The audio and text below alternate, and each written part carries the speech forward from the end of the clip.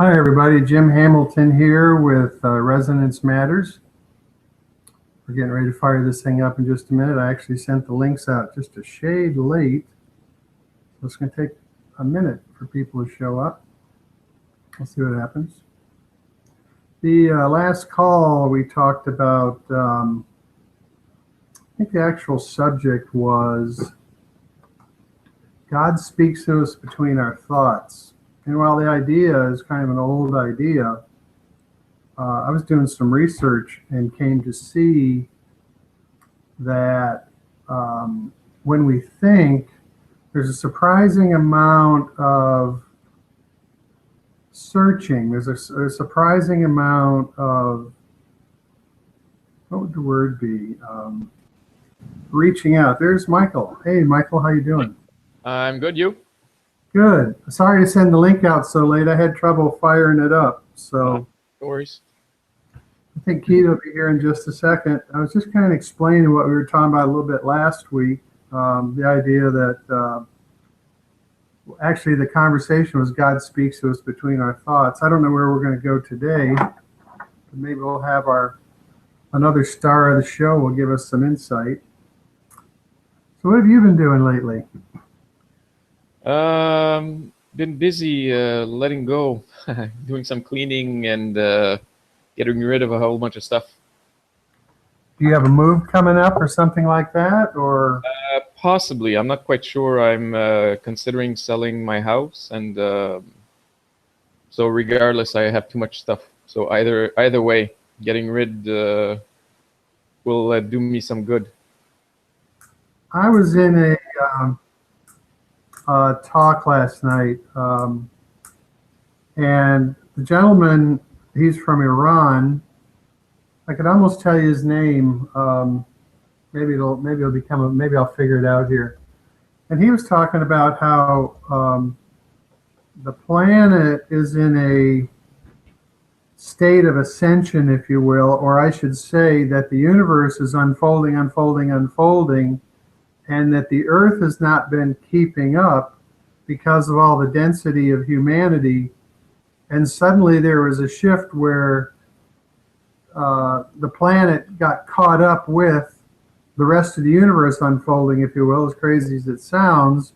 And so all of a sudden we live in another dimension now. And so the idea of lightening up makes a whole hell of a lot of sense.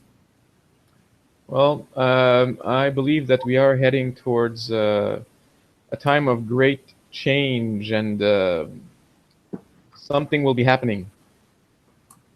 Yeah. Yeah. So you own a house, so that means you'll have some cash. You're going to turn that into gold or something, or? I'm not quite sure yet.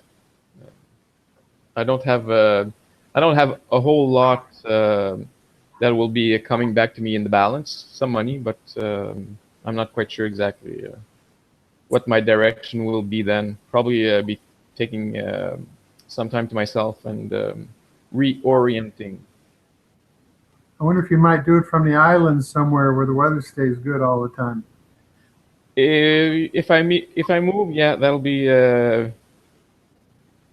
most probably a place where there is no winter. I can see that in your aura. Yeah, I've been dealing with winter pretty much all of my life, and I can use a few years without it.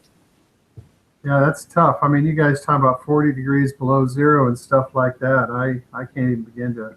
Yeah, like the minus 40 below zero and the snow is not so bad. It's just that it lasts too long. We spend like 6 months out of the year in weather that you just can't go swimming. You can't. There's a whole lot of stuff that becomes that either you can't do or becomes unpleasant doing during at least 6 months of the year, like outdoor stuff. Yeah, unavailable. Yeah, so it'd be nice living in a place where you have you can go swimming, or you have water accessible all year round, and you can just like walk in your shorts anytime. Yeah, that's why that's the nice thing about the U.S. is we have all kinds of weather here. We have room for. I lived in Key Largo for a long time, and you got humidity, but frankly, I loved it down there. I was in the water all the time. I'd wake up before I even rub my eyes. I'd be in the water, straight out the forward hatch in the water, and the water temperature was, I don't want to say like a bathtub, but you could stay in the water all day. You wouldn't lose any body heat at all. Yeah, here, going swimming in lakes and such, we have maybe a window of 3 months at best to have water that's tolerable.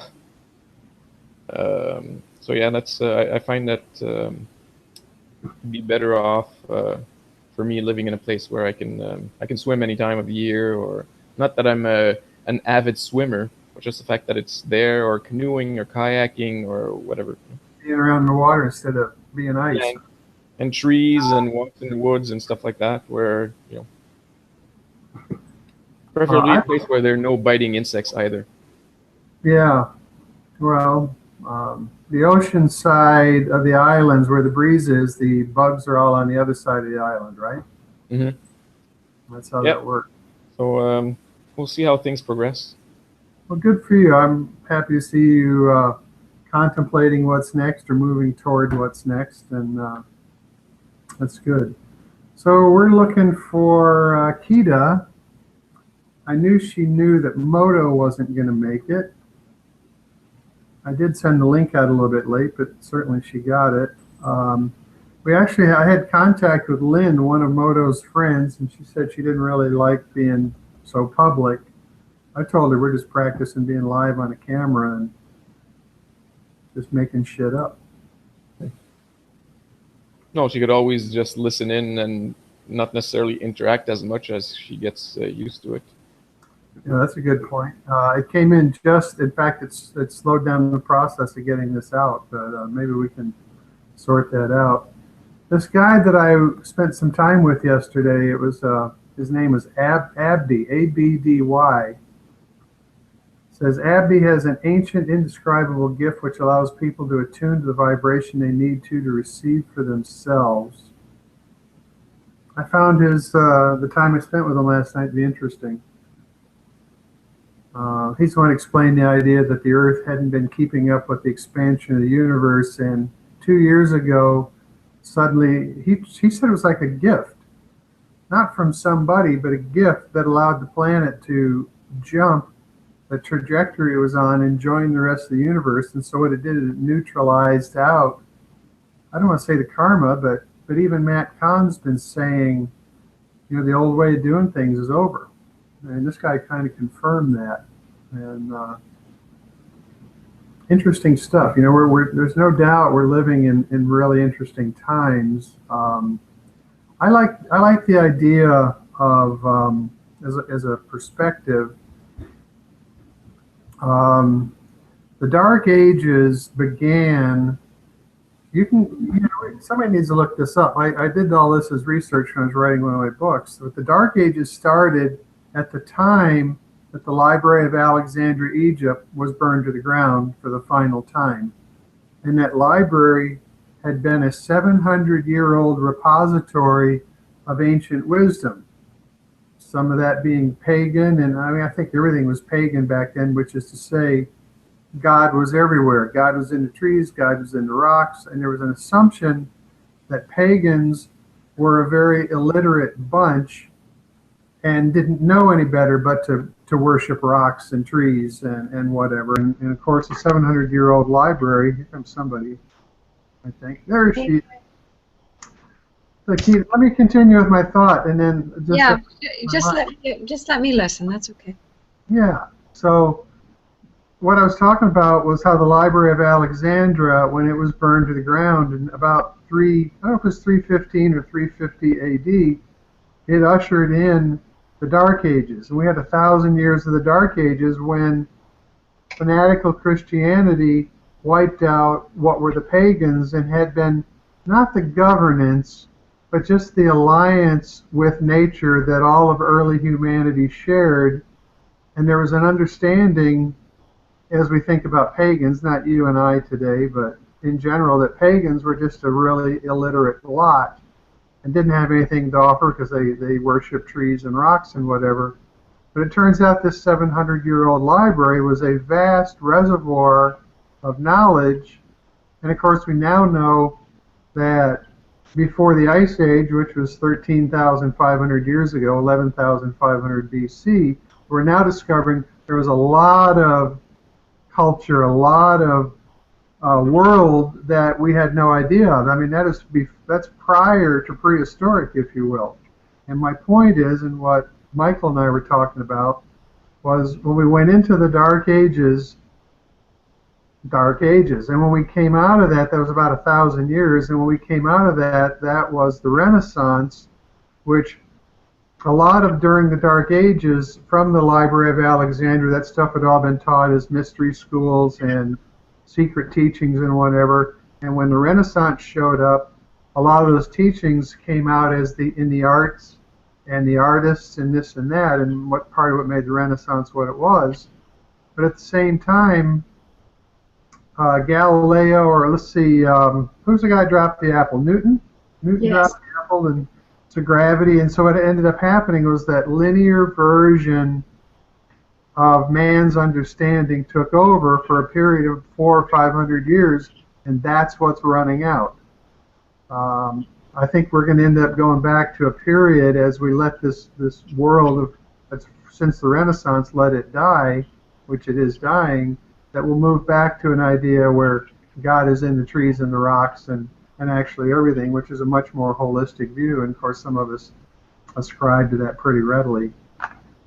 Michael was saying that we're kind of all preparing for a next level of how we're going to be operating, and so that was the conversation so far.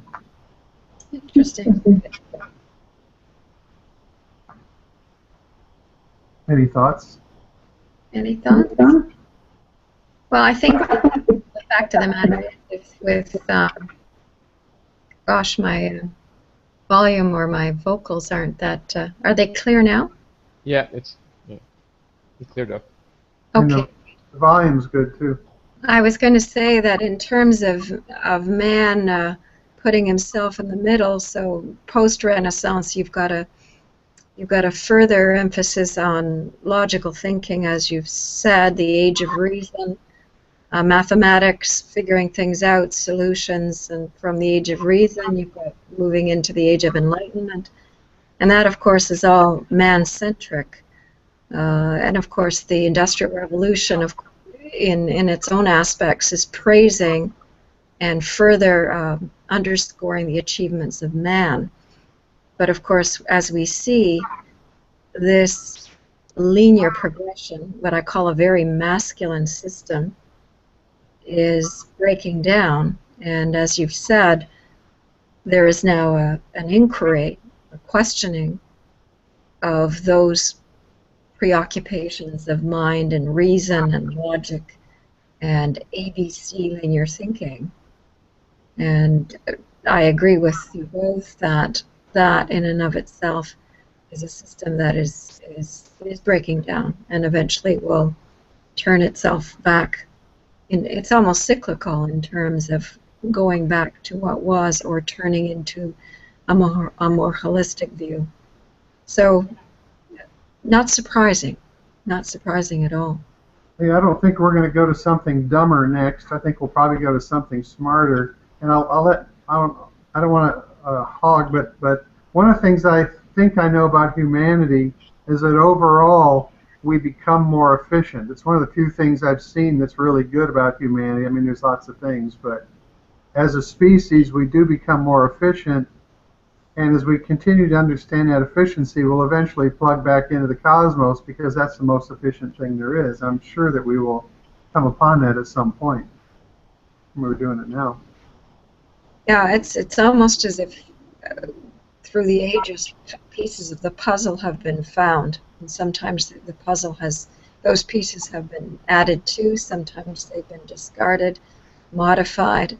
But as time goes on, I expect that hopefully all the good of all these pieces will come together, and that in fact will be the holistic approach and view that will hopefully keep us going on this planet. What do you think, Michael? Well, in regards to, you mentioned you think that humans are becoming more efficient. I don't think that's a good idea because I mean, yes, we are becoming more efficient, but the more we are becoming efficient, the more we complicate our lives to take up that space that we have created. And I think it's just a question of increased productivity and less time to spend on stuff that matters more. I find this increase in efficiency. So it's kind of like driving a system that is not good for us. Well, so that's fair, and at the same time, we outgrow so many things, and we have as we become more efficient. And I actually believe that since our true nature is our connection with the cosmos, God, innate intelligence, source, universal mind, whatever you want to call it. And I think in seeking to become more efficient, we will throw off some of these things that ultimately don't work, and they're very destructive as far as pollution and toxic this and that. And so it's not so much I disagree, but I think that efficiency will bring us to our spiritual component. That's my sense of it. Well, I think it's possible if you look at it in the sense that in order to come back, you have to go all the way out. So this efficiency might be a means to explore all avenues to exhaustion, and by that time we realize that efficiency and productivity is empty, and then we come back in. So in a sense, yeah, it could be a means to an end, even though within itself is not good, but as a means to an end, it could have some validity, I think. Any thoughts, Keita? Yeah, do you remember last week we were talking about space? We were talking about not so much a space as the universe, but a moment where there's a gap between. Do me a favor and dial back in. You're cutting out, at least on my end, you're cutting out kind of bad. What would you say, Michael? Is she cutting out? Okay, I'm trying. Sometimes the audio is a bit garbled. Yeah. I think it would only take a second to do it, so just do it. We'll just hang out, wait for you. We'll just wait. Yeah, I'll Let's just give her. I think for me, she's hard to hear, and if she gets better connection, it'd be worth the time. Yeah. I appreciate our conversations, Michael. I'm glad we get to do this. Yeah, no, it's good. It's good to explore our thoughts and compare them to people that have similar but not the same. So at least you can bounce off ideas and see what works. You're right. Okay, Keita. I'm back, so tell me if I'm clear here. If you remember last week, we were talking about what I think is key to a lot of our thinking and our progress is that aspect of having moments of silence or space before something erupts, before there is a form of a eureka moment or a sense of being engaged or a form of enlightenment. And we talked about springing ideas or coming into a knowing based on assimilating, first of all, logically perhaps, and then allowing ourselves to, take a breath, have that gap, and in that gap there is a downloading, and I've called it an intellectual downloading. It could be called a spiritual reckoning or knowing that occurs. In viewing or talking about about efficiency, I think the human spirit in one way through this efficiency has filled all the gaps. In other words, every gap or every moment where there should be repose and pause, there's continued action or reaction or distraction or thinking of the next rather than truly assimilating or incubating what is the previous thought. And I would venture to say that if we were not going to rely on our efficiency as much, we would allow these pauses, because I think these pauses, in fact, are key to our being able to reconcile and join with the divine, actually ascend. So What about the idea of all the inventions? I mean, we're still inventing like crazy. You know, there's an understanding that inventions and discoveries and processes are all fueled by, our receptivity. And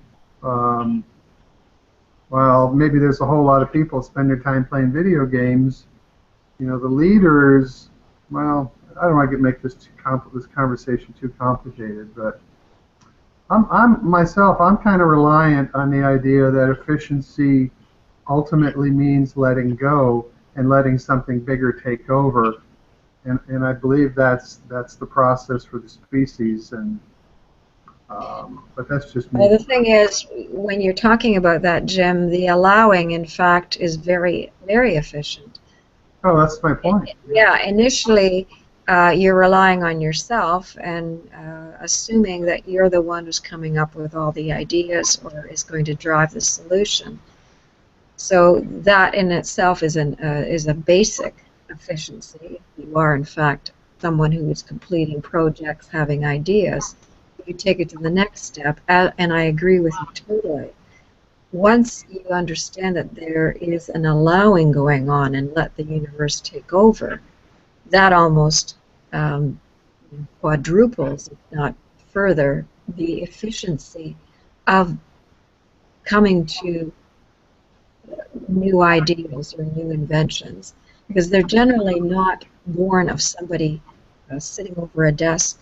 It's usually about someone who's gone through their exercise, their hours of stewing over a problem, and then they just let it go. They're either in a shower or they're taking a drive or they're taking a walk, and bingo, all of a sudden the way is clear, because they've allowed for that gap, that moment of quiet, to be able to connect with the divine and allow the divine to speak to them.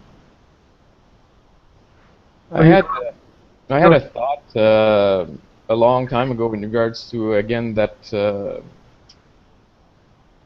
efficiency and complicating our lives, that it had a purpose, not by what we do. What we do is sort of irrelevant in a certain way. Everything that we've built is sort of irrelevant. But the purpose was that so we can create a brain that becomes so full of neurons and network connections and synapses, and then at some point throughout our evolution of creating this brain with more and more capacity, at some point it reaches a certain scale where we can get to a point of vacating everything that we have learned, and then so we become this this vessel, this tool that the divine can then populate and use this vast array that we have created, making nonsense really, because I think that everything that we're doing at the end of the day is mostly nonsense, but by creating this extremely vast array within our being and then vacating, that is what the divine needs. It needs that kind of tool to manifest itself. There's a book called, I don't know if it's the book or it's just a chapter called The Global Brain. Peter something. The book was written in the 80s, and it talked about how the brain, when you're an infant or maybe even a fetus, all of a sudden all the neurons would grow in the brain, and then it would stop, and then another phase they would all connect to each other, and that would be how a brain would form. And he says that we're doing the same thing on the planet, where we're all individual, and now we're all connecting through the internet. And I think the idea that becoming a mechanism for innate intelligence to express through, to grow ourselves to the point that innate intelligence can express through us, is actually the name of the game, because my opinion is everything is a subset of God, so everything is a means by which God or innate intelligence expresses itself. So maybe we are building a vehicle. Maybe you'd find this in Starseed Transmissions a little bit and some of these other older books. Yeah, I believe that this connecting through the internet is symbolic. sort of represents a path that humanity has taken in regards to connecting each other directly and not through means of technology. But this, what we are doing with technology is just a representation of what's actually going on at the energetic level. So our connecting together is actually happening right now, and we are unconsciously aware of it. And so we are mimicking this connection that's happening at the energy level in the physical level. So we are just recreating it in a way that we can make sense of it. But it's already happening at the energy level. That's like Lynn writing in, not being sure she wanted to be on a call. I said, well, what we're doing is we're just practicing being live. I mean, being live on a camera. We're practicing is what we're doing. It's exactly what we're doing. Practicing. What do you think, Edith? Well, I think that there is an aspect that the internet is a metaphor. It is definitely a metaphor for where our civilization is going. So it becomes, if you like, the macro of who we are as micro. So I tend to agree. The internet represents a linking, and perhaps because of our limitations as human beings, we need this kind of physical, visual tool to then further understand our own evolution that is going on intrinsically. Right.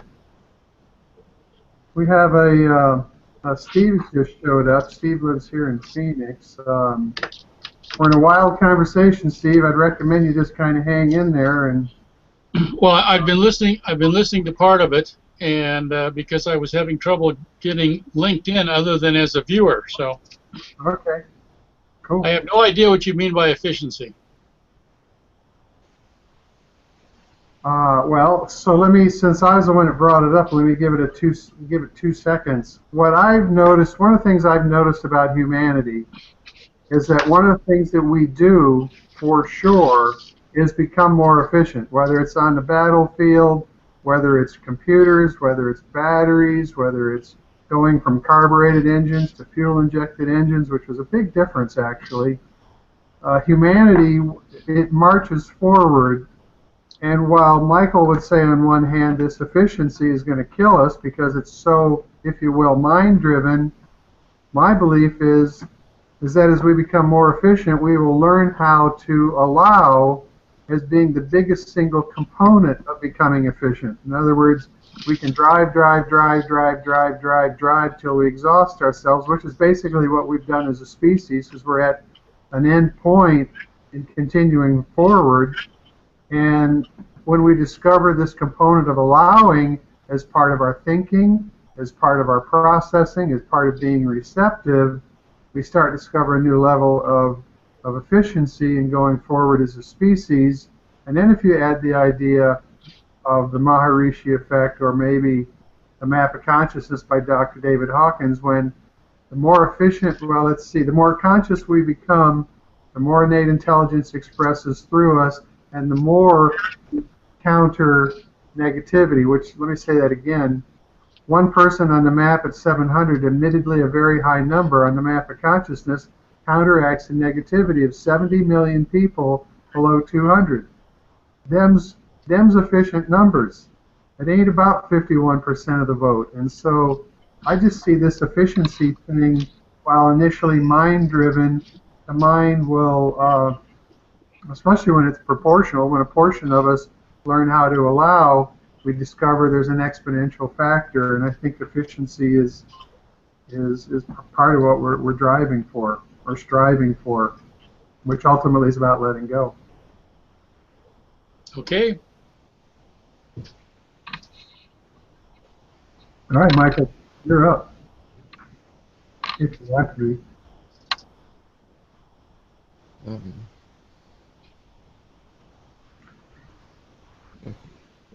So the conversation. Yeah, for me, the efficiency, I wasn't really looking at that way. For me, efficiency was kind of like I'm more looking at it as productivity in regards to creating vehicles, creating things, managing our schedules and stuff like that. I was referring to more that type of efficiency.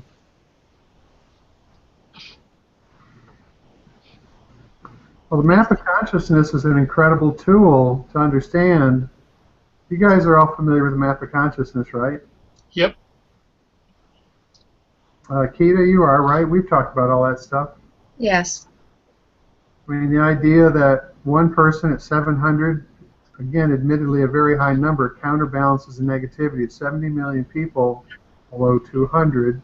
One person at 600 counterbalances the negativity of 10 million people below 200, and so on. And what gets people higher up that scale is their capacity to allow the opposite of resistance, which drives so much. And as we move into allowing more and more, we become more effective, more efficient. We allow innate intelligence to express through us even more so. And then the Maharishi effect's the same thing. 1% of a population in a locale meditating influences the whole. Crime, car accidents, everything drops when you have 1% of a population meditating. It's been demonstrated many, many times. And I hang my hat on those two ideas, maybe in addition to the idea that inventions seem to come in simultaneously. We're receivers. As we learn how to let go, we receive more and better inventions and better blah, blah, this and that. I think it's a scream. I love the world we live in. I agree with those two premises, and I relate to part of that is surrender, and part of it as technology is in a sense replicating the inner or other perceptions that we have. For instance, I think the internet is a replication of clairvoyance or psychic powers on the physical. So I get what you're saying. That's a cool insight. And ultimately, though, who do you think is driving these so-called inventions? Do you think it's us, or do you think it's the divine? What's the difference? Well, in terms of, yeah. All right, that was a tricky We've got response here. among Man, we're gonna us.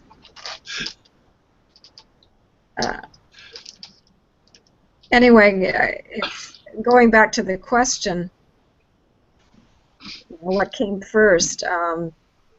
What is it that is driving these inventions? Is it humans themselves before they are actually in alignment with the divine, or is the divine already operating through us without our knowledge? Yes and yes. I mean, the fact is that a lot of these things are coming through individuals that are open to them. And I once had a teacher that said there's all kinds of inventions that are just waiting to be released from other levels. And one of them was a new type of energy that would not require upon a carbon-based system. Regardless, people are tying into greater and greater levels, and yes, they may not be spiritually evolved in the traditional sense of the word, but they're still bringing through insights and techniques and ways of doing things that in some ways do provide an advancement, or in many ways, I guess I should say. That's my thought on it. Michael, you got something to say? I want to throw something in, but do you have a remark you'd like to throw in? Go ahead. You know, in one of my chapters of the 12 premises of core resonance colonies called Fundamental Freedoms, I don't know how I came across the information, because I don't know how I came across a lot of it, but there was a book written in the 1920s by some Stanford professors I could tell you what it's called a little bit later, but I don't think I have it on my desk right this minute. But it's the third premise of 12 premises of core residence colonies, and it identifies that all of the major inventions from the past, and I am paraphrasing, were invented simultaneously. Like sunspots were invented or discovered by 4 different parties, totally unknown to each other, back in, let's say, the 1600s. I don't know what year. I have no idea what the time frame was. Fractions were invented by multiple parties unbeknownst to each other. Decimal points, which is different from fractions, were invented by multiple parties at the same time. Camera was invented by 2 parties at the same time. The light bulb was invented by 23 people at the same time. The steamboat was invented by 5 people. And so whether we're conscious or not, for those of us that have this capacity for receptivity, the sensitivity, stuff comes through us, and it's always been that way. And I think about a third of the population has that potential readily available. I actually consider that component of the species to be kind of the leadership, because in their sensitivities, they're receptive to the cosmos expressing through us, and I really think it's the only game in town. That reminds me of, what is it, the 100 Monkey story, where they found that if 100 monkeys did something, then reached a threshold where the same action or activity would be picked up by a different tribe, and so it's kind of falls in line with that. I have a question, gentlemen. Could it be, for instance, the prevalence or maybe the awareness of us all of those kind of people who are born with a different way of viewing the world, a different way of processing information? For instance, if we talk about autistics, or we talk about those who are Asperger individuals, what's your comment there in terms of how they're processing information may in fact be not so much a different way, but it might be a more efficient way that we just simply haven't yet been able to decipher as the ones who are saying we're the normal ones, or we're the ones who are thinking, as the word goes, straight. Who wants to do that one first? Go ahead. Well, all right. I think that goes on is that we've established what a credible kid looks like based on what the classroom dictates is so. And so I think a lot of the diagnosis of attention deficit disorder is basically kids that just don't that can't sit in line all day in a desk and do what they're told to do, because I think it's an extremely outmoded concept for learning, and these kids, they're not handling it, and I think at the same time education is getting worse and worse and worse. And so there's a box that's acceptable, and anything outside that box isn't acceptable. Therefore, I started to say psychedelics, I should try it again, the pharmaceuticals and whatever, to narrow people's passion or their life down to what the box calls for. And of course autism and all these things, you know, I'm really glad you brought up, because we're beginning to discover that just because those people or those kids don't think like us doesn't mean they don't think and they don't have perspective, and to assume that that's a handicap is a real serious problem. And I think it's the narrowness of the classroom and the teaching, even the college environment. I don't think there's that much learning. I know there's some. Not that much learning that goes. There's not that much teaching people how to actually think, and I think that it spills over in all the different kinds of kids that get labeled this or that. And I don't know much about autism personally, but I know there's some really unusual children out there that are like off the charts, beautiful in so many different ways, and they don't fit in the norm. But that doesn't mean anything. The norm's getting old, real old. Autism is interesting because it's a spectrum disease, and it has many, many manifestations. And I don't know if there's a commonality of all of the ways that it manifests.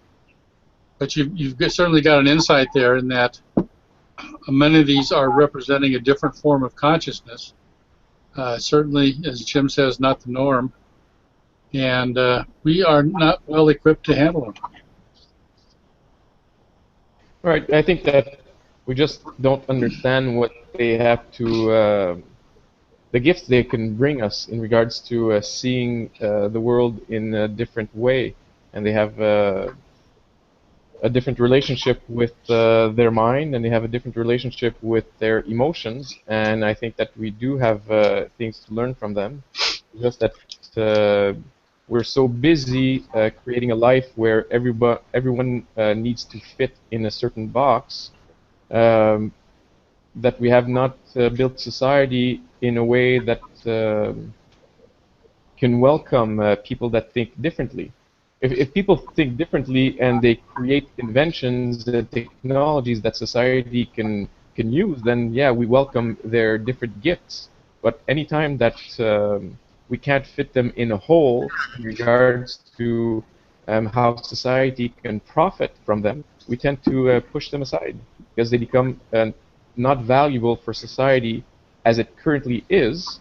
So we don't see any value in them, and we don't make any efforts. We just drug them up and try to make them as much as possible as who we want them to be, and then we move on. So that's really inefficient now, isn't it?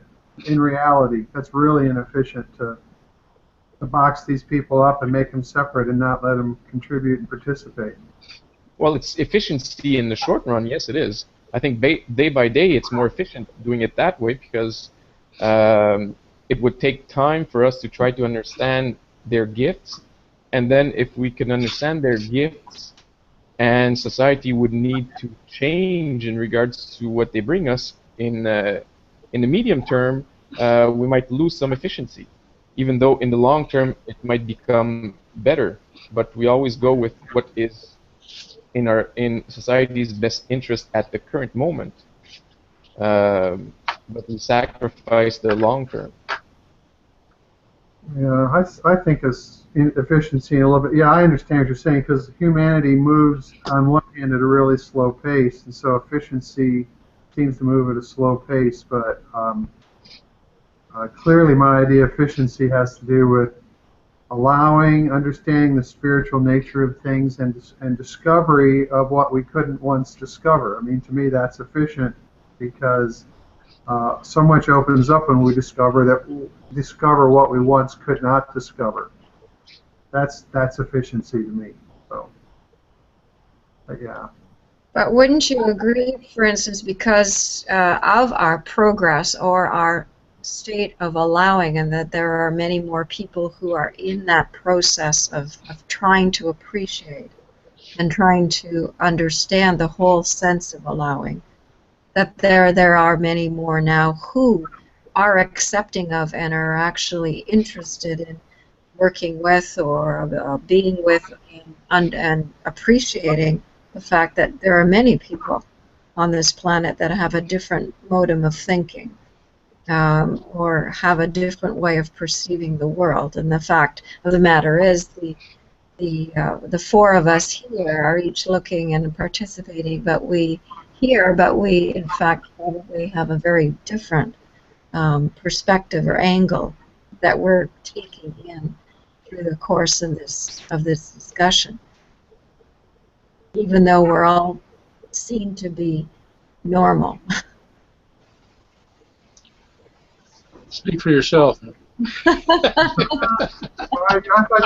thought you were normal and godlike were the same in this particular point. That's right. That's right. What it's Jim, is it? You're Jim? Your name is Jim? Steve. Steve. Yes. Steve, what's your background? Because I haven't met you yet. Well, my background is I started studying Edgar Cayce as a teenager, and got involved with a series of organizations. One of them was called the Church of World Messianity, which was a Japan-based organization, and then went to the I Am activity, and then went into a metaphysical church, for lack of a better reason, and was a minister there. And we studied as base materials Alice Bailey and other stuff, and learned how to invoke and evoke spiritual energies. And then I worked with my late wife on doing inner plane work to mitigate karma on the planet, and have since she passed, I've been doing writing and whatnot. So I have a lifetime of perspectives, let's put it that way. What an interesting journey. What an interesting journey. Hey, Keita. Thank you for asking. I was going to say, yeah, Keita, so thank you for asking, because we needed to bring that up at some point, and thank you. Oh, you're welcome. And you are Jim, and that is Steve, and that is Michael. Just to make it clear. Glad I missed that. I didn't hear that. I said you're Jim, and there's Steve, and there's Michael. Yep. I was mixing the names. I am Jim, yeah. You are Jim. So what next?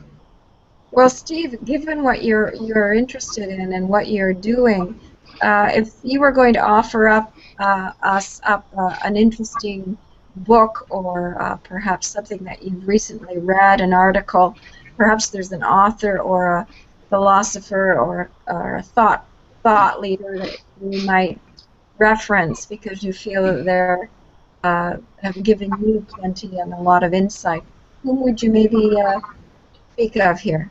Well, I would reference an author by the name of Steve. Very, very modest. I have a book that recently came out called Your Karmic Footprint: How Thoughts and Feelings Create Destiny. Mm-hmm.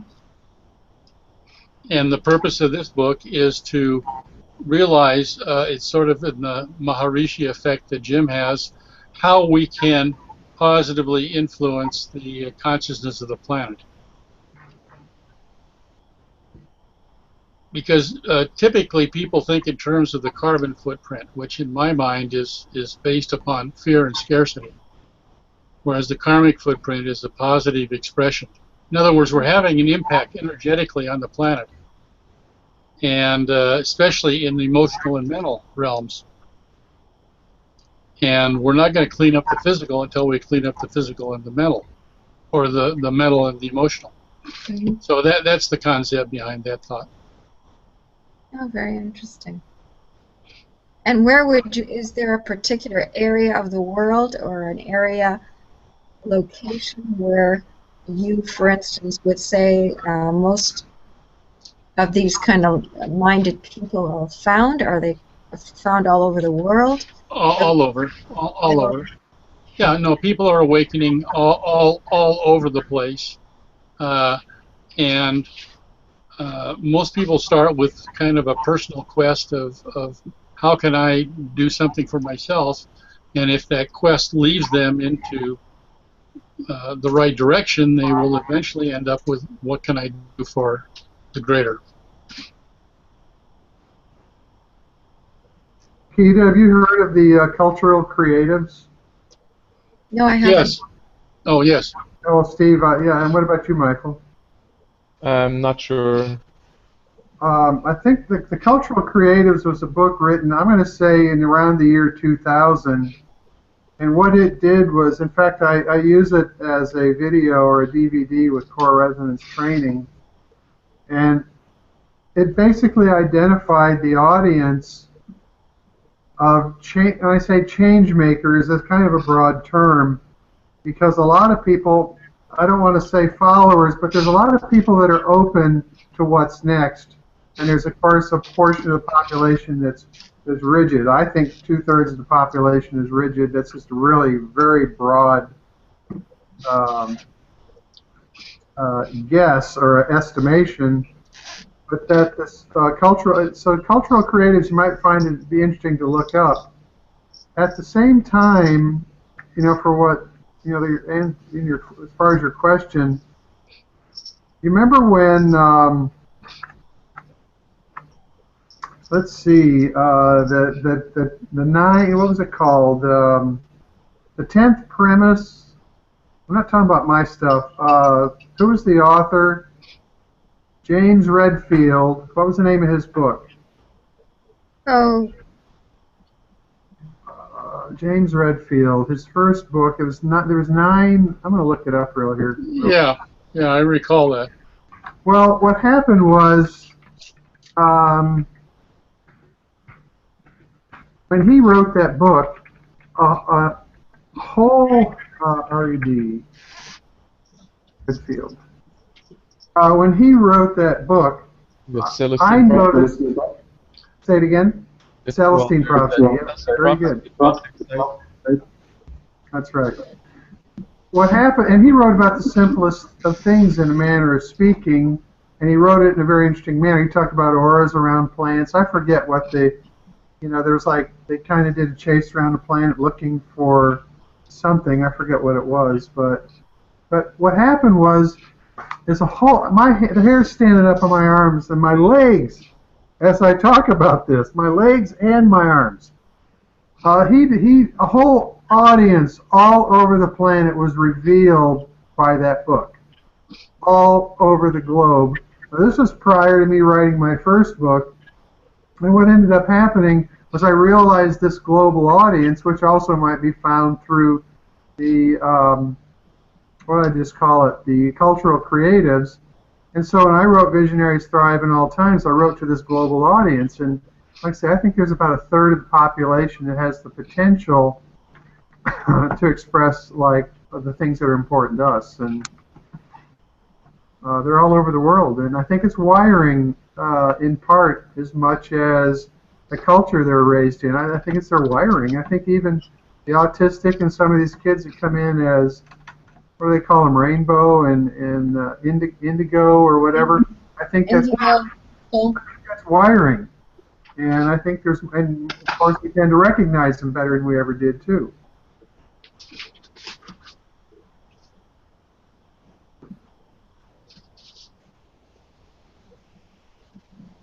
I concur.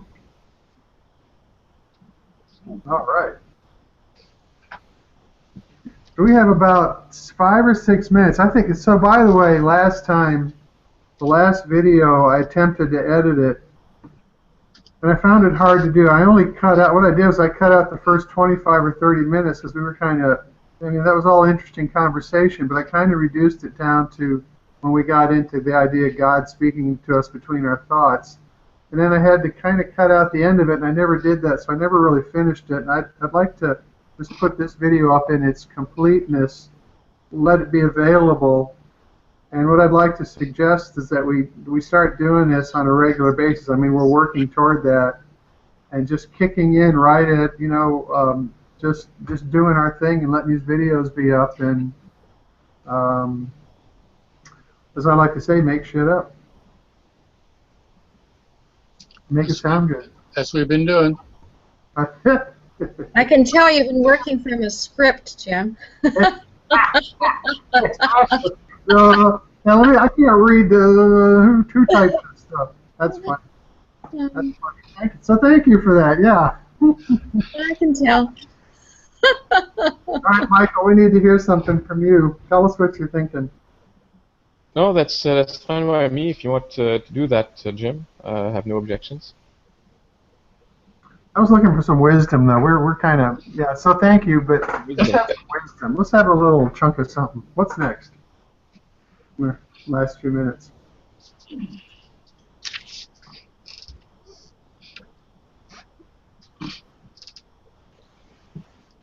Okay, here's one. Consciousness is a state of being and doing, not a condition of belief. One more time. Higher consciousness is a state of being and doing, not a condition of belief. Okay.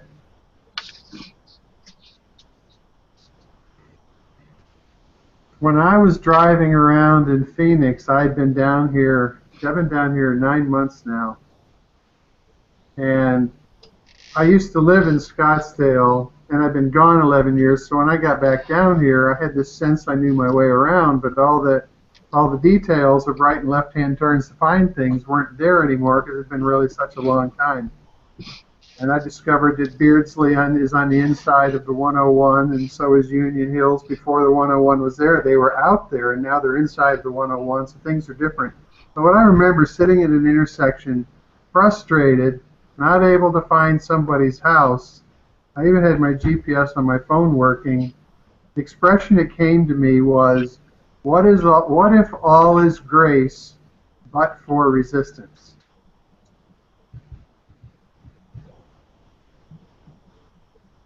That well, it makes me think of actually, I just finished reading a book called the Essential Zohar, and they talk about I'm sort of like creating I'm mixing it up with my own beliefs, but in regards to if you want to raise your vibrations, go into that higher consciousness, it is very important to allow, to receive, but equally important, you have to give of the same thing that you receive. So if the more you allow higher vibrations, and the more you give those same higher vibrations, the more you place yourself in a cycle that is closer and closer to God. But one of the main problems in the world today is that people work for selfish purposes. They work to accumulate money in their bank account. They work to buy a house. They work to set up money for retirement. So all of that energy that they place themselves in, they accumulate for themselves, for selfish purposes. And that is one of the main problems that we have in the world today. But the more you place yourself in the receiving for the purpose of giving, then you align yourself with the divine. And you raise your vibrations, you raise your consciousness. So the more you give, the more you can receive, huh? Right, exactly. With purpose, with intent. Not just giving or receiving anything, but always aligning yourself with the divine in regards to allowing to receive from the divine for the purpose of giving the divine. And not try to transform it, not try to keep it for yourself. This is what I discovered in presence, is in presence you become a host for innate intelligence to express through you, for which you get the ride of your life. And Right, so you sort of become like a conduit. You don't flow.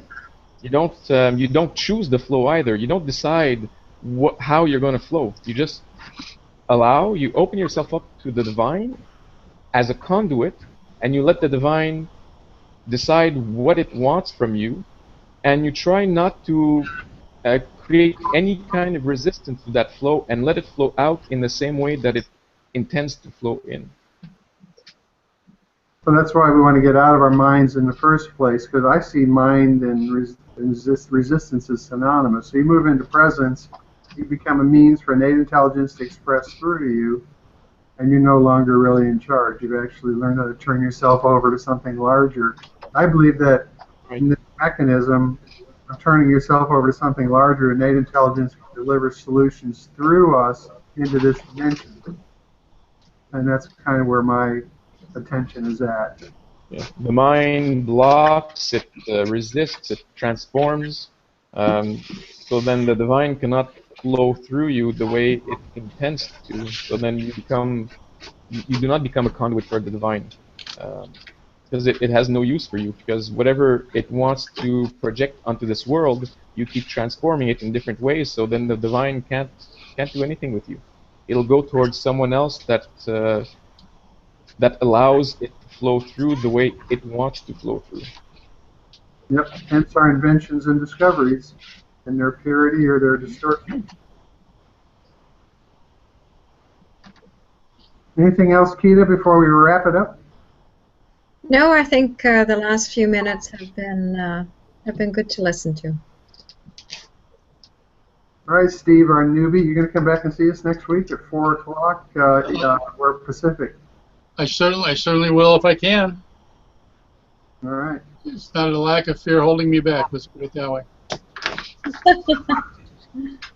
we're just all making stuff up and getting better at it, you know. Yep. So, Yep.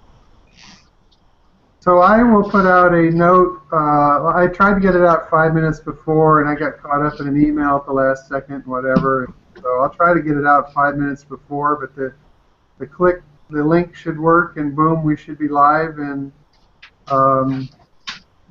really nice to what I want to do is I want to learn how to do this. That's what I'm hoping this is part of, is we can all become comfortable just broadcasting our truth and speaking about what's true to us and doing it in front of others, and certainly, among ourselves, and maybe invite other people to participate and just participate, making the world a better place. Sounds like a plan. Good. Yep. Sounds good to me. Maybe we'll have Moto next time. So thank you guys, everybody, and I'll send a link out just before for next week, 4 o'clock and 7 o'clock, depending on what time zone you're in. So. Okay, thank you all. Okay, thank you for accommodating us like this. That's good. Thanks. All right. Thank you guys. Bye-bye. Okay. Thanks, everyone, and good night.